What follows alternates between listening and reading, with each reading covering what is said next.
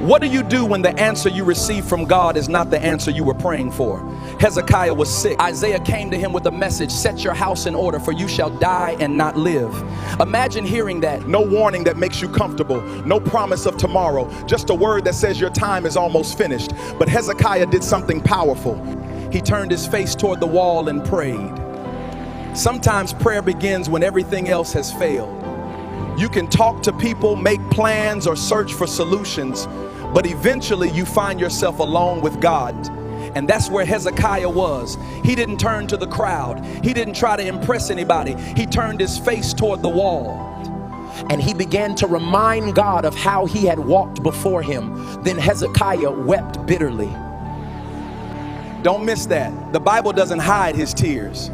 Because faith doesn't mean you never cry. Faith doesn't mean you never become afraid. Sometimes faith looks like tears falling from your eyes while you are still choosing to call on God, trusting that your breakthrough is on the way.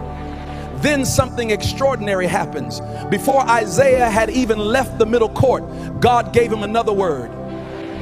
Go back, tell Hezekiah, I have heard your prayer. I have seen your tears. Think about those words. I heard your prayer. I saw your tears. There are tears nobody else understands. Tears you cried when nobody was watching. Tears you wiped away before walking back into the room. Tears you never told anyone about, but heaven saw them. And God says, I have heard. God told Hezekiah that he would add 15 years to his life. The situation that looked finished was not finished. It was only the beginning of a brand new chapter.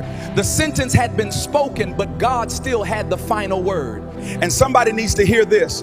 Don't let a difficult report convince you that God has stopped writing your story. People may tell you what they see. Circumstances may tell you what seems possible. Fear may tell you it is over, but God sees beyond the moment you are standing in. Your situation may have a deadline, but God does not. And God did not only promise Hezekiah, he gave him a sign. The shadow on the steps of Ahaz moved backward. God was showing him something impossible. I am not limited by what you think cannot happen. Sometimes God answers immediately. Sometimes he takes you through a process. And sometimes the miracle isn't what you expected.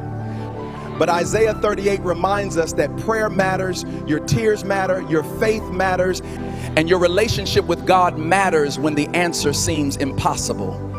But there is another lesson hidden inside this chapter. Hezekiah eventually recovered, and he praised God for giving him life. He realized something many people do not understand until they face their own mortality. Life is not something to take for granted. Every morning you wake up is another opportunity. Another opportunity to forgive, another opportunity to obey,